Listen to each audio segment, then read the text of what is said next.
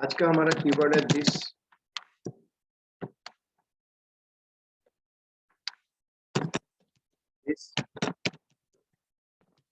Constructor, constructor और क्या है दिस मेथड। ये दोनों चीजें हम लोग देखेंगे। तो चलिए हम स्टार्ट करते हैं दिस कंस्ट्रक्टर से।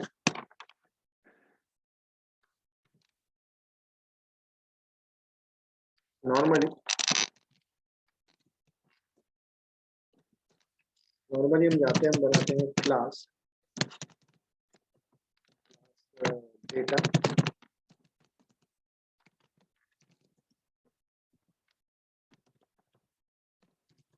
Private int of a, private int of b। ये बनाते हैं डिफॉल्ट कंस्ट्रक्टर। डिफॉल्ट बनाएंगे, कोई आर्गुमेंट नहीं, a is equal to 10 comma b is equal to 20 ले लेते हैं। ये हमारा हो जाता है डिफॉल्ट कंस्ट्रक्टर। और ये मैं दे देता हूँ parameterise constructor int of a comma int of b। आपको पता है दिस डॉट ए मतलब मेंबर वेरिएबल, ए मतलब लोकल वेरिएबल, डॉट बी मतलब इंस्टेंस वेरिएबल और ये लोकल वेरिएबल। तो हम जाते हैं, हम लिख लेते हैं पब्लिक स्ट्रिंग,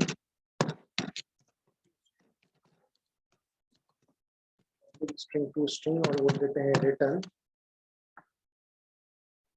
रिटर्न रिटर्न। हम यहाँ लिख देंगे a इज इक्वल टू,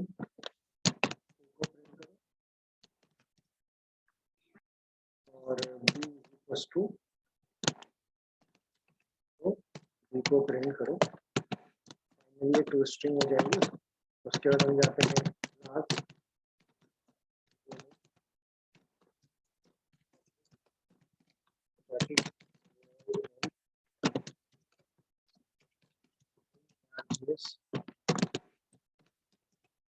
और वो लूंगा डेटा डेटा d1 डेटा। और मैं जाता हूँ, मैं बोल देता हूँ system dot out dot system, system dot out dot println.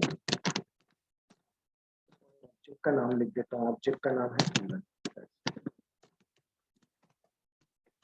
Normally कुछ नहीं किया, हमने दो कंस्ट्रक्टर बनाए, एक डिफॉल्ट बनाया है, एक पैरामीटराइज बनाया है, और टू स्ट्रिंग को कॉल किया। डिफॉल्ट में वैल्यू डिफॉल्ट सेट कर दी, पैरामीटराइज में जो आप भेजोगे वो सेट होगी। फिलहाल पैरामीटराइज में कॉल नहीं कर रहा हूँ। ये कितना है हम देख लेते हैं। 19 होने का है, 17 16 ले लेते हैं, डेमो 16 जावा ले लेते हैं। और यहाँ पे भी डेमो कितना कर देते हैं, 16 कर देते हैं। अभी क्या हुआ, राइट हैंड साइड एग्जीक्यूट होगा, क्लास के अंदर जाएगा डेटा, डिफॉल्ट कंस्ट्रक्टर कॉल करेगा, वैल्यू कितनी सेट कर देगा 10 20। और जब हम system dot out dot println बोलेंगे तो a इज इक्वल टू 10 और b इज इक्वल टू कितना आ जाएगा 20। तो हम जाते हैं, और हम जाने के बाद हम जाने के बाद, और ये एक टॉपिक बचा है हमारा, कंस्ट्रक्टर है प्राइवेट एक्सेस हमारा, देखते हैं हम। अभी हम जाते हैं, तो ऐसे केस में आप देख सकते हो, मैं जाता हूँ डेमो 16 डॉट कंपाइल करता हूँ। इस प्रोग्राम में नया कुछ नहीं, जावा डेमो 16 ले लेता हूँ। आप देख सकते हो कि a इज इक्वल टू 10 और b इज इक्वल टू कितना आ गया 20 आ गया। टू स्ट्रिंग मेथड कॉल होगा इस तरह से ये चीजें। अब ध्यान दीजिए, मैं जाता हूँ यहाँ पे, मैं डिफॉल्ट कंस्ट्रक्टर हूँ। देखो आप तो जानते हैं जब राइट हैंड साइड चलेगा, आपने कोई आर्गुमेंट नहीं दी तो कौन सा कॉल होगा, डिफॉल्ट कॉल होगा। मैं चाहता हूँ भले डिफॉल्ट कॉल हो रहा है, लेकिन मैं मेरे खुद से पैरामीटराइज कॉल करना चाहता हूँ। क्या कॉल करना चाहता हूँ, पैरामीटराइज कॉल करना चाहता हूँ। तो देखिए क्या हो, सबसे पहले मैं जाता हूँ यहाँ पे और मैं यहाँ लिख लेता हूँ दिस लिख लेता हूँ, ब्रैकेट में पास कर देता हूँ 100, 200। तो सर हम दिस कीवर्ड की मदद से सिर्फ खुद की क्लास का, किसी और क्लास की बात नहीं करूंगा, खुद की क्लास का आप दूसरा कंस्ट्रक्टर भी क्या कर सकते हो, कॉल कर सकते हो। तो देखो आपने कॉल किया डिफॉल्ट, आपने कॉल किया कौन सा कॉल किया आपने कॉल किया डिफॉल्ट कंस्ट्रक्टर। आपने कौन सा कंस्ट्रक्टर कॉल किया, डिफॉल्ट। तो ये डिफॉल्ट में आया, इसने वैल्यू भी सेट की। उसके बाद आपने क्या कॉल किया, दिस। तो दिस जैसे ही बोलेंगे तो ये क्या करेगा, ये जाएगा और अब इसके अंदर आएगा। ये 100 पहले वो 1020 सेट कर देगा, फिर 100 200, अब 1020 हट जाएंगे, अब कितना आ जाएगा, 100 आ जाएगा और 200। So with the help of this keyword we can call the constructor of its own class. सिर्फ याद रखना दिस करंट क्लास के ऑब्जेक्ट की ही बात करता है। तो पहले उसने डिफॉल्ट कॉल किया, फिर दिस ने क्या किया, पैरामीटराइज को कॉल करेगा और क्या करेगा, सेट कर देगा। तो देखिए मैं जाता हूँ और मैं फिर से रन करता हूँ, कंपाइल किया मैंने। ओके, अब देखिए वो क्या बोल रहा है, call to be must be a first statement in the constructor. देखिए सर आप जानते हैं, मैं जाता हूं यहाँ पे, मैं यहाँ सेट कर देता हूँ। तो ये कंडीशन है कि दिस हमेशा कहाँ पे होना चाहिए, जो कंस्ट्रक्टर है उसकी सबसे फर्स्ट लाइन में ये डिमांड कर रहा है। देखो क्लियर बोल रहा है, call to this must be a first statement in the constructor.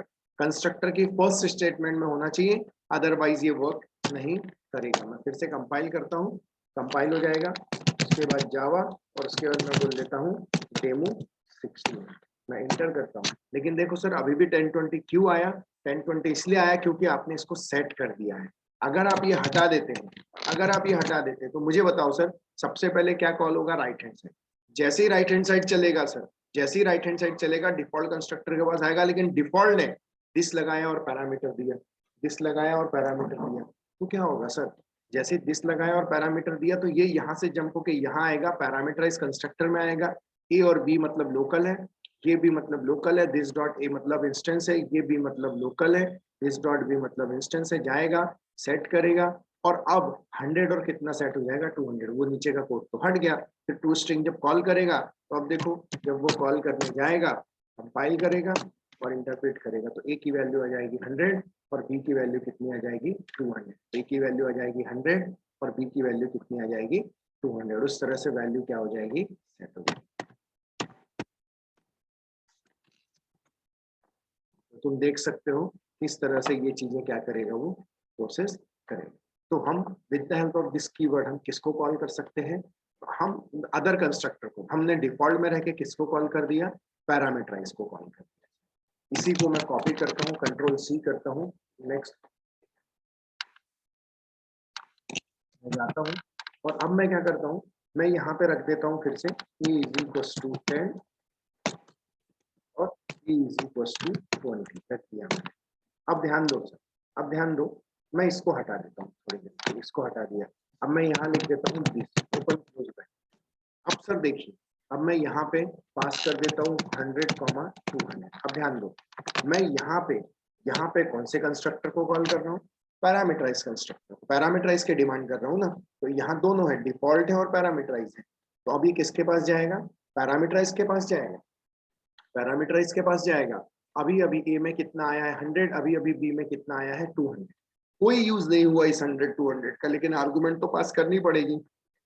हमने उसके अंदर आया और दिस लिख दिया, सर दिस लिया open close bracket, that's it, कुछ नहीं दिया। इसका मतलब आप कंस्ट्रक्टर तो कॉल कर रहे हो, लेकिन कौन से कंस्ट्रक्टर को कॉल कर रहे हो, जिसमें कोई आर्गुमेंट नहीं है, मतलब डिफॉल्ट कंस्ट्रक्टर।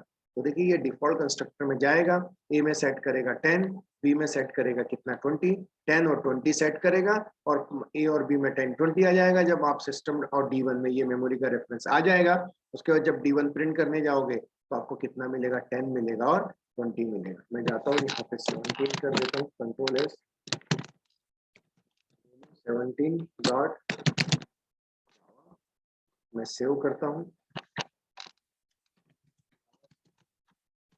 17 डॉट जावा 17। देखो सर आउटपुट में कितना आ गया, 10 आ गया और कितना आ गया 20 आ गया, 10 आ गया और कितना आ गया 20 आ गया। तो आप देख सकते हैं इस तरह से कितना आ जाएगा 10 20। ये हमारे प्रोग्राम का आउटपुट है, ये हमारे प्रोग्राम का क्या था आउटपुट। तो आपने देखा with the help of this keyword की मदद से हम खुद के क्लास के किसको कॉल कर सकते हैं, कंस्ट्रक्टर को भी क्या कर सकते हैं, कॉल कर सकते हैं। देखो पैरामीटराइज में था तो डिफॉल्ट को कॉल करके बताया, इसके पिछले एग्जांपल में डिफॉल्ट में था तो किसको कॉल करके बताया मैंने, पैरामीटराइज को क्या करके बताया मैंने आपको कॉल करके बताया। आप देख सकते हैं इस तरह से ये प्रोसेस चल रहा है। ये कहलाता है दिस कंस्ट्रक्टर। इसके प्रीवियस लेक्चर में हमने जो पढ़े थे वो पढ़े थे हमने दिस मेंबर वेरिएबल, अभी हमने पढ़े दिस कंस्ट्रक्टर। चलिए अब हम जो नेक्स्ट पढ़ने जा रहे हैं ओके वो दिस मेथड। तो ऑब्वियस सी बात है दिस कीवर्ड की मदद से हम खुद के क्लास के मेथड को भी क्या कर सकते हैं, कॉल कर सकते हैं। एक्चुअली सर कैसा है, इसका कोई इंपॉर्टेंस नहीं है उतना, लेकिन फिर भी है। क्योंकि देखो सर अब मुझे बताओ, अब अगर हम बात करते हैं खुद के क्लास की बात करते हैं, अजूम करिए मैंने फिर से ये नया प्रोग्राम लिया, कंट्रोल सी कंट्रोल वी करता हूँ। अब देखिए सर मैं जैसे यहाँ पे लिख देता हूँ this dot A is equal to A, this dot B is equal to B. तो आप तो जानते हो सर ये पैरामीटराइज कॉल करेगा कितना जाएगा 100 200 जाएगा, दिस डॉट ए मतलब ये पैरामीटर ये तो कॉल होगा ही नहीं, तो ए में आएगा 100 और बी में कितना आ जाएगा 2। डेमो 18 कर देता हूँ, सेव कर देता हूँ, डेमो 18 डॉट जावा, इसको मैं सेव कर देता हूँ, सेव हो जाएगा। अब आप तो जानते हो कौन सा कॉल होगा, पैरामीटराइज कॉल होगा। पैरामीटर में जाएगा this dot A this dot B is equal to B, set होगा 100 200 और जब अपन प्रिंट करने जाएंगे हमको कितना मिलेगा 100 और 200 मिल जाए। डेमो ये हो जाएगा 18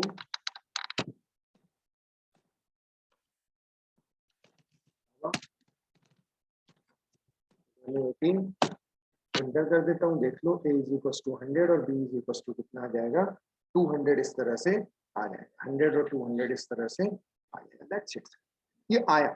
लेकिन मैं आपको पढ़ाने जा रहा हूँ दिस मेथड। अब देखो आपने ये कॉल किया कंस्ट्रक्टर के केस में, लेकिन मैं जाता हूँ यहाँ पे और यहीं पे लिख देता हूँ, यहीं पे लिख देता हूँ this dot to string method को हम क्या कर रहे हैं, कॉल कर रहे हैं सर। और हमने यहाँ जो system dot out dot println है यहाँ भी प्रिंट किया, पता है क्या होगा, देखो राइट हैंड साइड चलेगा, न्यू ऑपरेटर से रैम में मेमोरी का एलोकेशन होगा, क्लास के अंदर जाएगा, ए की वैल्यू 100 बी की वैल्यू 200 आएगी, ये लोकल वेरिएबल है। This dot A is equal to a मतलब लोकल है, दिस डॉट ए मतलब इंस्टेंस है, इसमें जाके 100 सेट होगा, इसमें जाके 200 सेट होगा और वहीं पे उसी वक्त को टू स्ट्रिंग को कॉल कर देंगे। तो जब टू स्ट्रिंग कॉल कर रहे हैं तो देखो with the help of this keyword we can call the method of his own class. खुद के क्लास के मेथड को हम क्या कर सकते हैं, कॉल कर सकते हैं। किस कीवर्ड की मदद से, दिस कीवर्ड की मदद से। तो जब हम दिस डॉट टू स्ट्रिंग लिख रहे हैं तो डेटा क्लास के अंदर में जो टू स्ट्रिंग मेथड है ना वो कॉल हो जाएगी, वो मेथड क्या हो जाएगी, कॉल हो जाएगी सर। तो ऐसे केस में आप देखो मैंने दिस डॉट टू स्ट्रिंग लिखा, ये कॉल होगी और ए में 100 बी में 200 आ जाएगा। उसके बाद वो रेफरेंस उठा के D1 में दे देगा, फिर दोबारा D1 प्रिंट करेगा तो फिर से टू स्ट्रिंग कॉल हो जाएगी। इसलिए अब आउटपुट जो आएगा सर एक बार नहीं दो बार आएगा, एक बार नहीं आउटपुट दो बार आया। क्यों, क्योंकि पहले जब राइट हैंड साइड चला, जब कंस्ट्रक्टर कॉल हुआ तो ये तो सेट किया, उसने टू स्ट्रिंग को कॉल किया, दिस कीवर्ड की मदद से टू स्ट्रिंग कॉल हुई तो इसने ए और बी की 100 200 कर दिया, उसका दोबारा उसने चलाया और फिर से चलेगा। तो देखो मैं जाता हूँ इस बार डेमो, आई थॉट डेमो 19 होना चाहिए।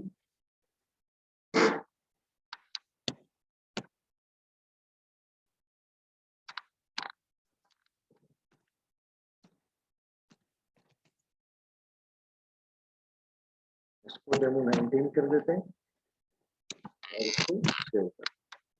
अब देखिए प्रिंटिंग कितनी बार दिखेगी आपको, दो बार।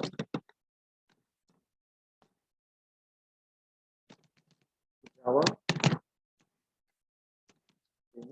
19 देखो ए इज इक्वल टू 100 और बी इज इक्वल टू कितना आ जाएगा 200। इस तरह से ये चीजें आ जाएगी, 100 और कितना आ जाएगा 200 आ जाएगा। That's it.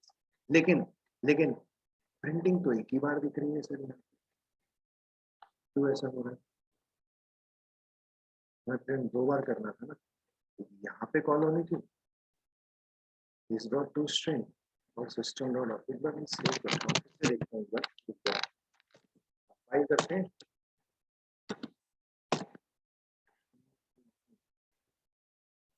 क्यों हो रहा है?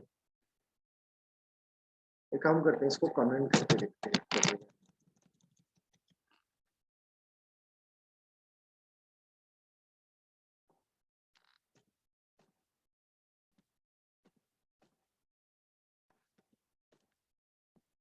नहीं चल रहा है। हो सकता है वो टू स्ट्रिंग को कॉल ना करता हो, बाकी कोई भी मेथड को कॉल करता होगा, ऐसा हो सकता है। हाँ, वो टू स्ट्रिंग को इस तरह से कॉल नहीं करता। कोई दूसरी मेथड रहेगी तो कर लेगा। जैसे टू स्ट्रिंग के पीछे रीजन है, शायद वाइड ऑफ शो लिख लेता हूँ। कोई दूसरी मेथड ले लिया, wide of show. System dot out dot to string तभी चलती है जब हम system dot out dot println लिखते हैं ना, शायद इसलिए वो ऐसा कॉल नहीं करता। और हम जाते हैं ए को प्रिंट कर लें, डॉट आउट डॉट प्रिंट कर लें।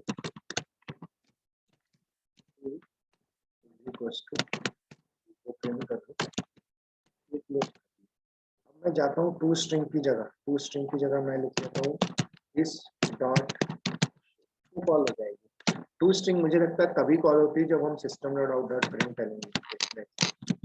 अब मैंने क्या किया, दिस कीवर्ड की मदद से ये डेटा क्लास में रखी गई शो नाम की मेथड को क्या किया, कॉल किया। तो अभी कैसा लिख के आएगा? ओके, यहाँ भी मैं स्लैश एन दे देता हूँ।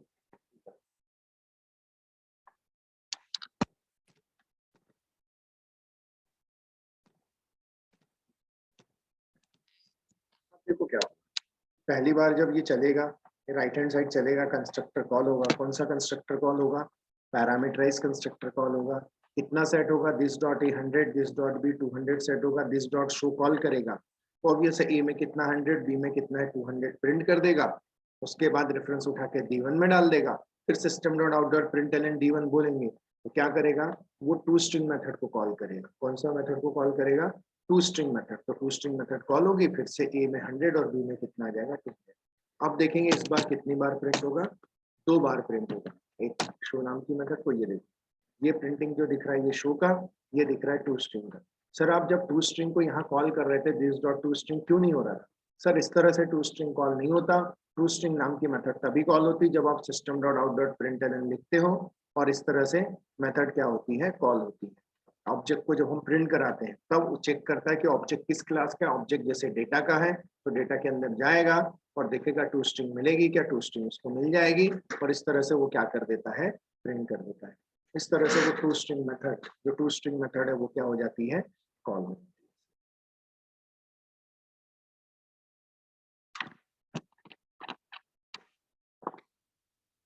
इस प्रोग्राम को ध्यान से देखिए सर, किस तरह से मैंने बनाया हूँ, किस तरह से मैंने कॉल किया हूँ।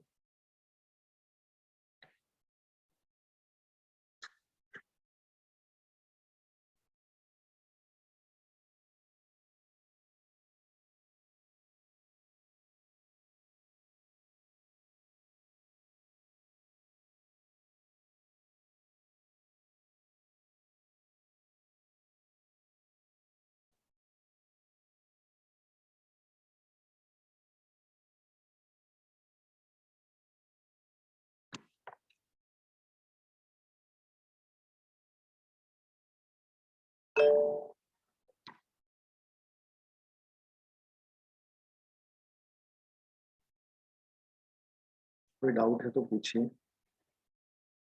नो सर, समझ गया। समझ गया? Yes sir. ओके।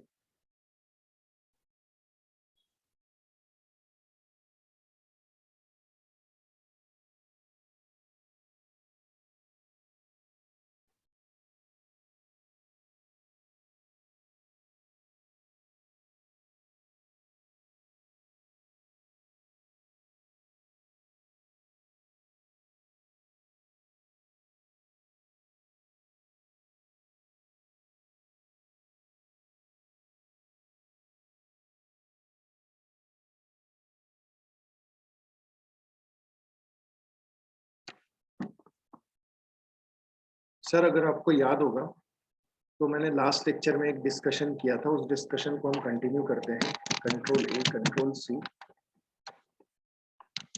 मैं जाता हूँ और मैं ये सारी चीजें हटा लेता हूँ। मैं जाता हूँ और जो ये कंस्ट्रक्टर है सर, कोई भी कंस्ट्रक्टर लेता हूँ, सपोज करो मैं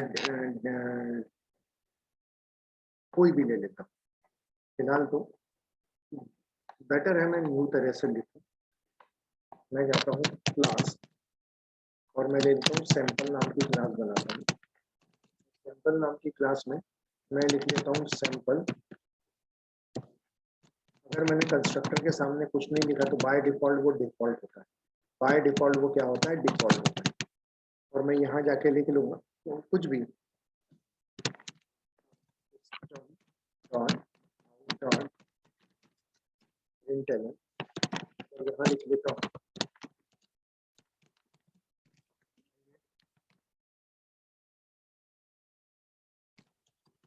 कंस्ट्रक्टर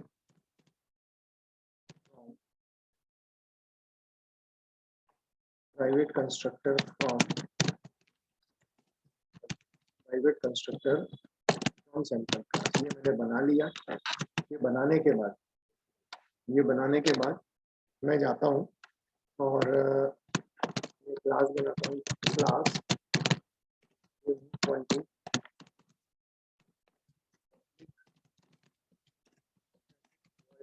पब्लिक स्टैटिक वॉइड में yes, और उसके बाद S1 के बाद हम बोल सकते हैं, मैं इतना ही लिखता हूँ अभी जानबूझ के, इसको क्लोज कर। सर देखिए मैं जाता हूँ, सेव करता हूँ, 20 कुछ भी नहीं किया हूँ सर, एक डिफॉल्ट कंस्ट्रक्टर बनाया हूँ। ओके, और ये प्राइवेट कीवर्ड हटा देता हूँ, ऐसा लिखता हूँ। ये क्या होगा सर, जाएगा कंपाइल करेगा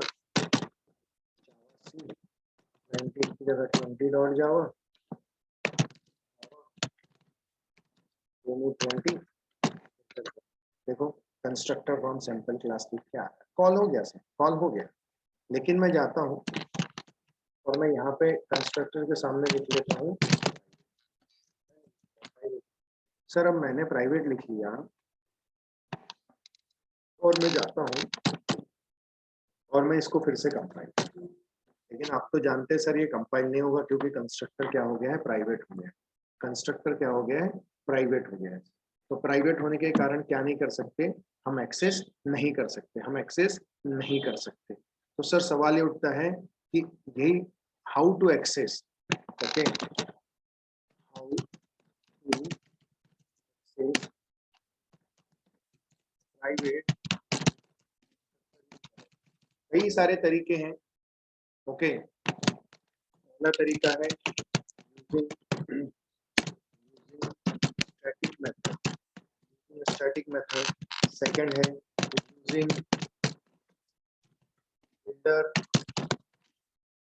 यूजिंग बिल्डर पैटर्न। तो मैं कौन सा यूज करता हूँ, यूजिंग, पहले मैं पढ़ाता हूँ आपको स्टैटिक में किस तरह से हम क्या करते हैं, प्राइवेट में रखे गए कंस्ट्रक्टर को हम किस तरह से एक्सेस कर सकते हैं। कल को चल के अगर आप कंपनी में जाओगे और कंपनी में उस क्लास का अगर आपको ऑब्जेक्ट बनाना पड़ा, अगर आपको ऑब्जेक्ट बनाना पड़ा और कंस्ट्रक्टर प्राइवेट है तो ऑब्जेक्ट नहीं बना पाओगे। तो उसके लिए उन्होंने कुछ और चीजें रखे होंगी या आपको कुछ और चीजें करनी पड़ेगी। तो ऐसे केस में एक रास्ता होता है using static method, using static method. तो मैं क्या करता हूँ, उसी क्लास के अंदर जाता हूँ सैंपल के अंदर में और यहाँ जाके लिख देता हूँ पब्लिक पब्लिक पब्लिक स्टैटिक, और मैं यहीं पे जाता हूँ और रिटर्न टाइप दे देता हूँ, सैंपल ही होगा, और कंस्ट्रक्टर का नाम उसका रिटर्न टाइप यही होगा सैंपल, और हम दे देते हैं टेस्ट ऑब्जेक्ट, कोई भी नाम दे देते हैं, टेस्ट ऑब्जेक्ट करके दे देते हैं। इस तरह से हम क्या करेंगे, हम जाएंगे और इसके अंदर जाएंगे इसके अंदर जाएंगे और चूंकि आप जानते हो कि भाई एक ऑब्जेक्ट के लिए वो कंस्ट्रक्टर कितनी बार कॉल होता है, एक बार, एक से ज्यादा भी नहीं होगा, तो ये भी आपको श्योर करना पड़ेगा, ये मेथड ये भी श्योर करेगी कि this method ensure that only one object is created at a time मतलब एक ऑब्जेक्ट के लिए वो कितनी बार क्रिएट होना चाहिए, एक ही बार क्रिएट होना चाहिए, ना एक से ज्यादा और ना एक से कम। वो कितनी बार क्रिएट होना चाहिए, एक ही बार क्या होना चाहिए, क्रिएट होना चाहिए, एक ही बार क्या होना चाहिए, क्रिएट होना चाहिए। ये चीजें श्योर करना जरूरी है, ये चीजें श्योर करना जरूरी है। अब हम जाएंगे सर और यहाँ पे जाके हम बोलेंगे इफ इनडायरेक्टली हम क्या करेंगे, हमें कितने ऑब्जेक्ट बनाना है, हमें एक ही ऑब्जेक्ट बनाना है। एक ही ऑब्जेक्ट बनाने के लिए हम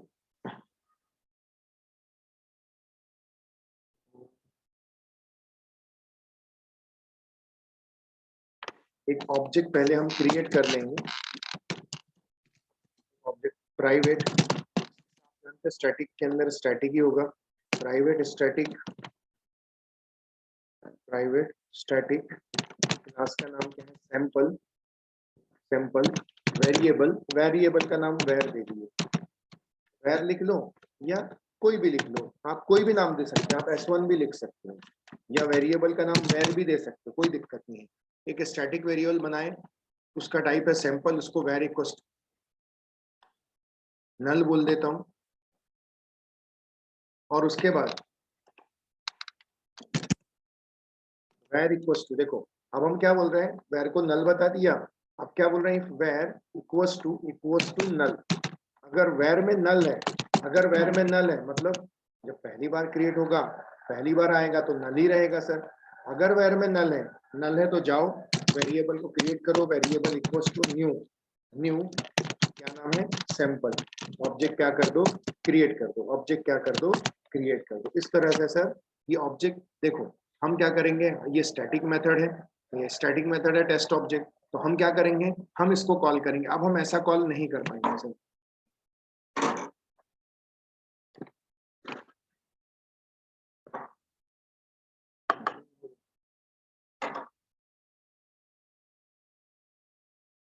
अब हम इस तरह से कॉल नहीं कर पाएंगे सर। क्यों, आप ऐसा कॉल कर रहे थे, कंस्ट्रक्टर प्राइवेट है, कॉल नहीं कर सकते, तो हम फिर किस तरह से कॉल करेंगे सर। तो देखिए हम किस तरह से कॉल करते हैं, हम जो है इसको एज इट इज रहने देते हैं, हम जाते हैं नेक्स्ट लाइन में, हम फिर से ऑब्जेक्ट बनाते हैं सैंपल, ऑब्जेक्ट डिक्लेयर तो कर सकते हैं, क्रिएट करने की बारी आई तो हम जाते हैं और हम, अब मुझे बताइए, जो क्लास का नाम सैंपल है तो हम जाते हैं सैंपल। आप जानते हैं स्टैटिक मेथड कैसे कॉल होती है, क्लास के नाम से हम गए यहाँ पे सैंपल डॉट स्टैटिक मेथड का नाम हमने क्या किया, कॉल किया, हमने क्या कर दिया, कॉल कर दिया। इस तरह से ये कॉल हो जाएगा और कंस्ट्रक्टर, तो पता है क्या होगा, अब जब हम सैंपल डॉट टेस्ट ऑब्जेक्ट बोलेंगे ना, तो ये टेस्ट ऑब्जेक्ट को कॉल करेगा, पहली बार जब जाएगा, क्या वेर में नल है, हाँ पहली बार तो नल मिलेगा, तो जाएगा और क्या करेगा, वो सैंपल का ऑब्जेक्ट क्या कर देगा, क्रिएट कर देगा, सैंपल का ऑब्जेक्ट क्या कर देगा, क्रिएट कर देगा, और सैंपल का ऑब्जेक्ट ये क्या हो जाएगा, बन जाएगा। लेकिन सैंपल का ऑब्जेक्ट बना, ये हम कैसे चेक करेंगे, तो हम जाते हैं एक और मेथड लिख लेते हैं, void of show और यहाँ लिख देते हैं system.out.println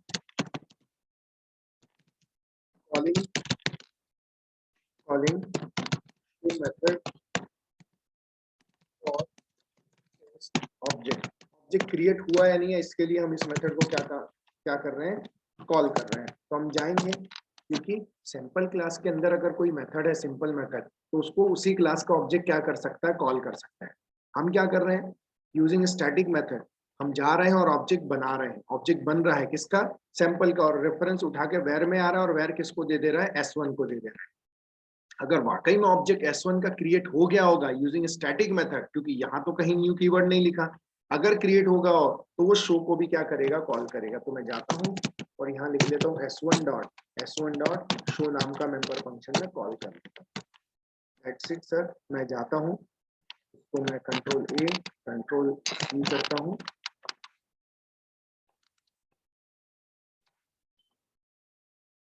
या इसी में सेव कर लेते दोनों। हम जाते हैं और हम अब कंपाइल, पता है क्या होगा, सबसे पहले राइट हैंड साइड चलेगा, स्टैटिक मेथड कॉल होगी, तो यार में तो नल ही मिलेगा, ऑब्जेक्ट क्रिएट कर देगा, उसके बाद उसका रेफरेंस S1 में आ जाएगा। अब S1 क्या करेगा, S1 डॉट शो, तो शो नाम अगर ऑब्जेक्ट आ गया तो मेथड क्या हो जाएगी, कॉल हो जाएगी। देखिए मैं जाता हूँ, फाइल करता हूँ, void of show illegal start expression,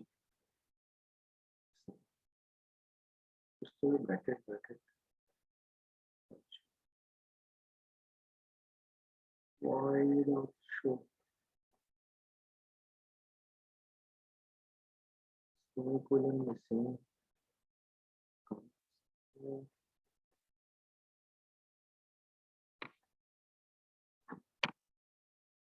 system dot out dot println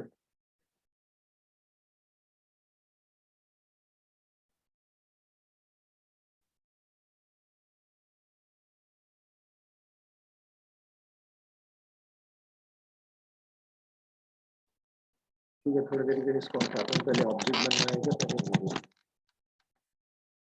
हाँ हाँ हाँ, अरे बराबर है ना सर। देखो इसकी ब्रैकेट हमने ये क्लोज की, अभी एक और ब्रैकेट तो देना पड़ेगा ना, ये इसकी क्लोज हुई है ना।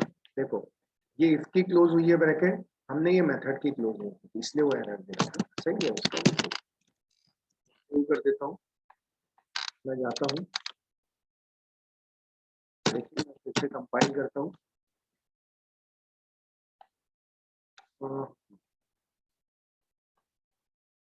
ये क्लोज, इसका ये क्लोज है, इसका ये क्लोज है, वाइट का ये है, ये सब तो सही है। फिर क्या,